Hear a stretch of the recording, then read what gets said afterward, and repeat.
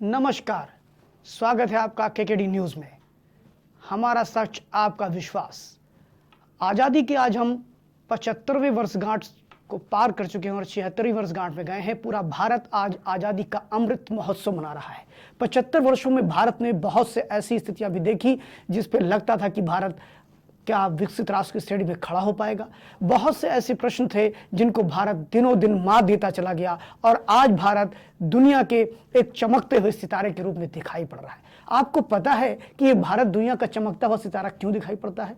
क्योंकि भारत की जो पहचान है, भारत की जो आन बान शान है, वह भारत का तिरंगा झंडा है, राष्ट्रीय ध्वज है, जो घर घर पर आज दिखाई पड़ रहा है। ये भारत के लोगों के द्वारा भारत का प्रेम इतना अगाध है कि भारतीय सेना का हर नौजवान ये चाहता है कि उसकी मृत्यु के पश्चात उसके शव पर तिरंगा झंडा लहराया जाए, तिरंगा झंडा से उसकी विदाई की जाए। आखिर भारत के इस तिरंगे झंडे को लेकर के जो हम बात करते हैं, जो एक एक भारत के नागरिक 140 करोड़ की जनसंख्या में कोई भी व्यक्ति ऐसा नहीं है जो तिरंगे के प्रति सम्मान न रखता हो और तिरंगे के लिए ही वो जी जान लड़ा देता है। चाहे वो खेल का मैदान हो, चाहे वो विज्ञान का क्षेत्र हो, चाहे वो अंतरिक्ष का क्षेत्र हो, चाहे वह सीमाओं पर लड़ने की बात आती हो, या भारत के बाहर भी अगर हम जाते हैं तो ये हमारा वही तिरंगा है जिसने युद्ध जो हो रहे थे यूक्रेन और रशिया के, तो आपने देखा होगा कि उसमें भी भारत के तिरंगे जिन भी बच्चों ने दिखाए, किसी भी देश के बच्चों ने दिखाए, उनको रशिया और यूक्रेन दोनों ने निकलने दिया। वहां से उनका रेस्क्यू आसानी से हुआ। भारत का तिरंगा आज दुनिया में हर तरफ उसका मान और सम्मान है और भारत के तिरंगे के लिए हम जी जान निछावर करने को तत्पर हैं। अगर भारत के तिरंगे की जब चर्चा होती है तो हमारे मन में प्रश्न आता है कि आखिर भारत के 3 रंग का तिरंगा कब भारत की सरकार ने इसे अनुमोदित किया और कैसे आया। हम बताना चाहेंगे कि भारत के अंदर पहला तिरंगा 1906 में फहराया गया, जो कि तिरंगा पहला भारतीय तिरंगा था, जो कि कलकत्ता में किया गया। कोलकाता का जो पारसी बागान है वहां पर लोगों ने पहला झंडा फहराया, लेकिन उसमें कई कमियां थी, उसमें कई तरह की दिक्कतें थी। धीरे धीरे हमने एक नाम सुना कि जिसका नाम था पिंगली वेंकैया। पिंगली वेंकैया जो कि मूलतः मद्रास में उनका जन्म हुआ था, और जब ब्रिटिश शासन था, ब्रिटिश शासन के जो ब्रिटिश भारत रहा उसमें वो मद्रास जो था वो हिस्सा था, आंध्र प्रदेश का वो हिस्सा मद्रास में आता था, इसलिए उनको ब्रिटिश मद्रास में हम कह सकते हैं कि ब्रिटिश मद्रास में उनका जन्म हुआ। और उन्होंने पिंगली वेंकैया जिनका जन्म 2 अगस्त 1876 में हुआ था, और उन्होंने वहां पर अपनी शिक्षा दीक्षा लेने के बाद, अपनी हाई स्कूलिंग शिक्षा करने के बाद स्नातक की जब शिक्षा की बात आई तो पिंगली वेंकैया कैम्ब्रिज में पढ़ने के लिए चले गए। कैम्ब्रिज में पढ़ने के बाद फिर जब वो वापस लौट कर आते हैं तो उनका नाता उत्तर प्रदेश के लखनऊ से भी होता है। वो एक नौकरी करते हैं जिसमें वो रेलवे में नौकर होते हैं और लखनऊ रहते हैं। उसके बाद उनका मन नौकरी में नहीं लगता है और पिंगली वेंकैया नौकरी छोड़ करके वापस जाते हैं। फिर वे जापानी और उर्दू भाषा का अध्ययन करने के लिए एंग्लो वैदिक महाविद्यालय यानी डीएवी डिग्री कॉलेज लाहौर चले जाते हैं। लाहौर से पढ़ने आने के बाद आपको बताना चाहेंगे कि ये पिंगली वेंकैया वही हैं जो आज वर्तमान में आप जिस राष्ट्र ध्वज को देखते हैं, जिसको देख करके आप सर नवाते हैं, ये वही राष्ट्रीय ध्वज है जिसको लेकर के आपके अंदर आत्मविश्वास आता है, भारत राष्ट्र का भाव आता है, भारत के स्वाभिमान का भाव आता है। ये वही पिंगली वेंकैया है जिन्होंने उस तिरंगे झंडे को स्वरूप देने का काम किया और जिसका पहला संस्करण उन्होंने 1931 में दिया। आपको बताएंगे कि ये पिंगली वेंकैया जब लाहौर से वापस लौट के आते हैं, इनके पास बड़ी योग्यता थी। पिंगली वेंकैया की एक योग्यता और भी थी कि पिंगली वेंकैया जो हैं वो हीरे, माइंस में हीरे के बहुत बड़े विशेषज्ञ हुआ करते थे। आपको बता दें कि कपास पर उन्होंने बहुत दिनों तक अध्ययन किया और उन्होंने एक इस पे पुस्तक भी लिखी कपास पर, और कपास पर अध्ययन उन्होंने 1916 से लेकर के 1921 के बीच में उन्होंने तिरंगे झंडे को लेकर के बहुत से देशों के तिरंगे झंडों का अध्ययन किया। कब से किया? 1916 से लेकर के 1921 तक।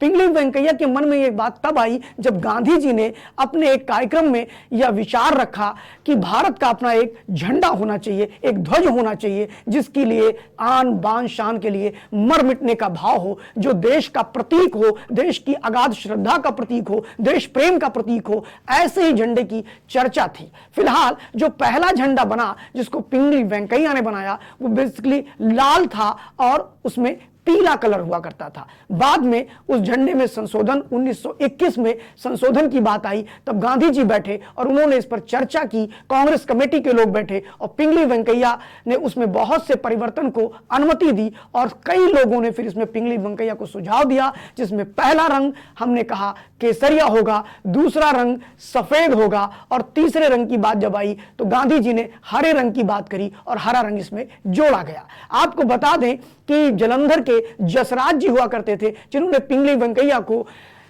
चक्र बनाने की बात करी कि उसमें चक्र रहे जिसमें 24 तीलियां हो, वह भी उसमें जोड़ा गया। कहते कहते जिसकी कल्पना, जिसकी ड्राफ्टिंग, जिसको बनाने का काम, उकेरने का काम पिंगली वेंकैया ने किया, उसको मूर्त रूप देने के लिए पूरी कांग्रेस कमेटी के बहुत से लोगों से राय ली गई। एक दिन में वो झंडा फाइनल नहीं हुआ। 1931 में उस झंडे का लगभग स्वरूप दिखाई पड़ने लगा और आपको बता दें कि झंडे को फहराने का दिन भी आया जब 15 अगस्त 1947 को इसमें ऊपर हमारे राष्ट्रीय ध्वज में तिरंगे में पहला केसरिया, फिर सफेद और उसके बाद में हरे रंग को स्थान दिया गया, जिसमें सम्राट अशोक चक्र को भी उसमें स्थान दिया गया। आपको बताना चाहेंगे कि इस तिरंगे झंडे को लेकर के एक बहुत ही अच्छा विषय यह है कि जब देश की आजादी को लेकर भी इसी प्रकार की एक स्थिति पनपी, ब्रिटिश पार्लियामेंट ने तय किया कि हम तिरंगे झंडे को लेकर, ब्रिटिश पार्लियामेंट ने तय किया 4 जुलाई 1947 को ब्रिटिश पार्लियामेंट में एक विधेयक लाया गया जिसमें कहा गया इंडियन इंडिपेंडेंस एक्ट में संशोधन होगा और भारत को पूर्णतः आजाद किया जाएगा। लेकिन 4 जुलाई 1947 को यह बिल लाया गया और वो भी बिल लाने में आपको पता होना चाहिए कि वो बिल लाने का काम किसने किया। उस एटली जो उस समय के प्रधानमंत्री थे, एटली और उनकी सरकार में माउंटबेटन ने इस प्रस्ताव को रखा और चूंकि एटली जो थे वहां की लेबर पार्टी के मेंबर हुआ करते थे और वो लेबर पार्टी उस समय सत्ता में आई थी।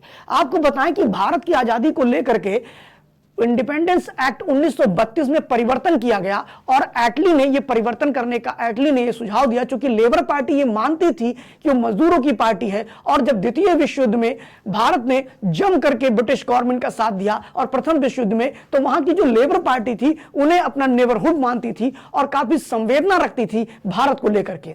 और लेबर पार्टी ने कहा था कि जब हम सत्ता में आएंगे तो भारत को आजाद कराएंगे। इसके पीछे कई कारण हैं। जब एटली स्वतंत्र भारत में आता है तो वो कहता है कि हम जो गए थे उसके पीछे 2 प्रमुख कारण थे। एक, नौसेना के जो सैनिक थे उन्होंने विद्रोह किया था। दूसरा, आजाद हिंद फौज का आक्रामक हो जाना। तीसरा, द्वितीय विश्व युद्ध के बाद उनकी माली हालत खराब हुई थी। चौथा जो कारण था वह चौथा कारण यह था कि देश के अंदर उस समय वामपंथ पांव पसार रहा था। एटली का कहना था कि वामपंथियों को हम किसी भी तरह से यहां पर स्वीकार नहीं कर सकते हैं। अगर देश को आजाद नहीं करते तो कांग्रेस की जगह वामपंथी पूरी तरह से भारत में छा जाते और उनके नेतृत्व लेने पर बहुत सी दिक्कतें कुल मिलाकर के ब्रिटिश गवर्नमेंट को भी होने वाली थी। और 4 जुलाई 1947 को जब यह प्रस्ताव दिया गया तो 18 जुलाई 1947 को भारत को इंडिपेंडेंट कर दिया गया। लेकिन 18 जुलाई 1947 को इंडिपेंडेंट होने के बाद भारत में एक झगड़ा चलता रहा जिसमें मुस्लिम लीग के अगुवा, जिसमें आप जानते हैं कि एक हम लोग पढ़ते हैं अक्सर, सारे जहां से अच्छा हिंदोस्ता हमारा, हम बुलबुले हैं उसके या गुलशिता हमारा, ये लिखने वाले मोहम्मद अल्लामा इकबाल जो कि मुस्लिम लीग के संस्थापक रहे हैं, वह और जिन्ना ये दोनों अड़े हुए थे कि हम एक अलग अपना देश लेंगे। और इसी वजह से भारत 18 जुलाई को आजाद न होकर के उसको पूर्णतः वैधानिक रूप में 15 अगस्त 1947 को आजाद किया गया और 14 अगस्त 1947 को पाकिस्तान को आजाद किया गया। तिरंगे को लेकर के पिंगली वेंकैया ने बहुत बड़ा काम किया था। वह भारत के लिए और गांधी जी को बहुत मानते थे, गांधी जी के विचारों से प्रभावित थे।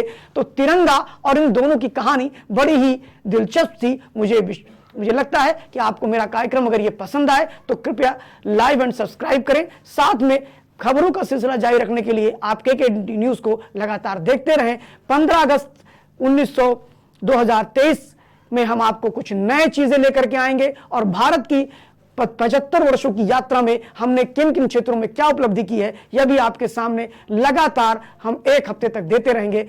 धन्यवाद। खबरों का सिलसिला जारी है। केकेडी न्यूज, बने रहिए साथ में।